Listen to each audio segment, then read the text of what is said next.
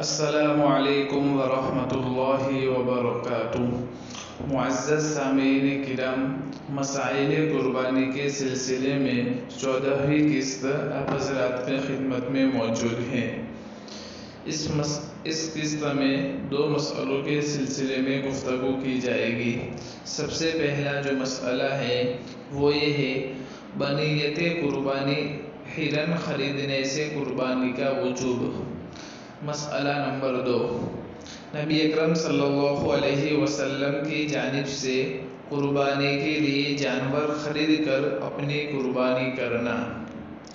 سب سے پہلا جو سوال تھا کہ بنیت قربانی، ہرن خریدنے سے قربانی کا وجوب، تو سوال یہ ہے کہ ایک غریب شخص نے ناواقفیت کی بنا پر قربانی کے لیے بکرے کی بجائے ایک ہرن خرید لیا۔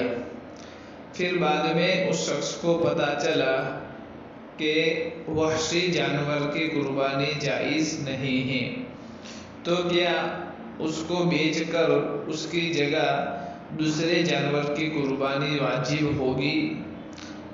اور اگر فروخت کرنے کے بعد اتنی قیمت نہیں آئی کہ اس سے بکرا خریدے یا اسی طرح بڑے جانور میں 7واں حصہ لے سکے، تو وہ شخص کیا کرے؟ اور اسی طرح اگر فروخت ہی نہیں ہوتا تو کیا صورت ہوگی؟ اس کے پاس قربانی کے لیے دوسرے پیسے ہو تو کیا قربانی واجب ہو جائے گی؟ اور اگر نہ ہو تو کیا حکم ہے؟ تو اس سلسلے میں جواب یہ ہے کہ اگر ہرن خریدنے والا شخص صاحب نصاب نہیں ہے تو اس کے ذمے قربانی واجب نہ ہوگی، کیونکہ قربانی کی نیت سے اہلی جانور، جس کو پالتو جانور بولتے ہیں، جس کی قربانی کی جاتی ہے، اس کے خریدنے سے غریب پر قربانی لازم ہوتی ہے، اور یہاں یہ صورت نہیں پائی گئی۔ یعنی جو غریب شخص ہوتا ہے اس پر وہ جانور خریدنے سے قربانی واجب ہوتی ہے جس کی قربانی کی جاتی ہے، جس کو پالتو جانور کہتے ہیں، اور یہاں یہ صورت نہیں پائی گئی، بلکہ اس نے وحشی جانور خریدا ہے، اس لیے اس پر قربانی واجب نہ ہوگی۔ اور اگر وہ شخص صاحب نصاب ہے، یعنی اس کی ملک میں 52 تولہ چاندی یا اسی طرح 7.5 تولہ سونا یا اتنی قیمت کی کوئی چیز جو حاجت اصلیہ سے زائد ہو، تو اس پر قربانی واجب ہو جائے گی، چاہے ہرن فروخت ہو یا نہ ہو۔ اس سلسلے میں حوالہ کے لیے الفتاوی الہندیہ جلد نمبر 5 صفحہ نمبر 292، کتاب الاضحیہ الباب الاول فی تفسیر الاضحیہ ورکنها وصفتها وشرائطها وحکمها، مکتبہ دار الفکر بیروت، واللہ اعلم بالصواب۔ اسی طرح مسئلہ نمبر 2، نبی کریم صلی اللہ تعالی علیہ وآلہ وسلم کی جانب سے قربانی کے لیے جانور خرید کر اپنی قربانی کرنا۔ مثلا ایک شخص مالدار اور صاحب نصاب ہے، اس نے جہالت اور ناواقفیت کی وجہ سے جانور خرید کر یہ نیت کی کہ حضور صلی اللہ علیہ وسلم کے نام کی قربانی کروں گا۔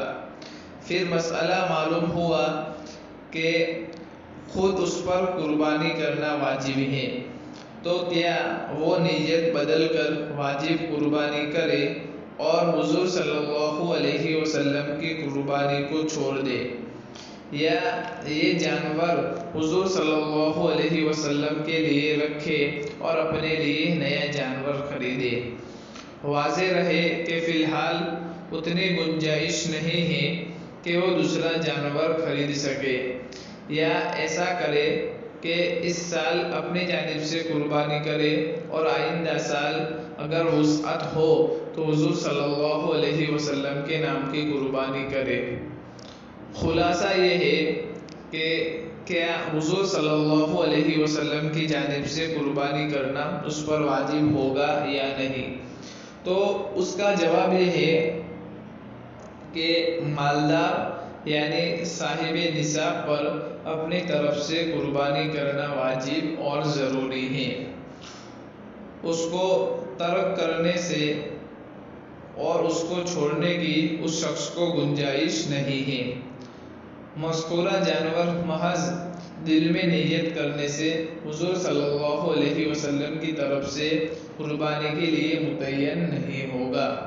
اللہ تعالیٰ نے اگر وسعت دی ہو تو حضور صلی اللہ علیہ وسلم کی طرف سے بھی قربانی دے دے.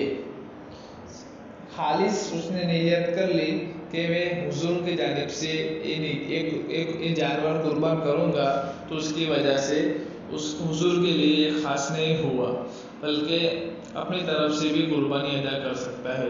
لیکن اگر وسعت ہو تو دوسرا جانور خرید کر حضور کے لیے بھی قربانی کر سکتا ہے اور یہ قربانی نفل شمار ہوگی.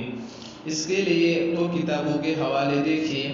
سب سے پہلا الفتاوی الہندیہ جلد نمبر 5 صفحہ نمبر 291، کتاب الاضحیہ الباب الاول فی تفسیر الاضحیہ ورکنها وصفتها وشرائطها وحکمها، مکتبہ دارالفکر بیروت. اسی طرح دوسرا حوالہ یہ ہے حاشیۃ الشلبی علی تبیین الحقائق جلد نمبر 6 صفحہ نمبر 5، کتاب الاضحیہ.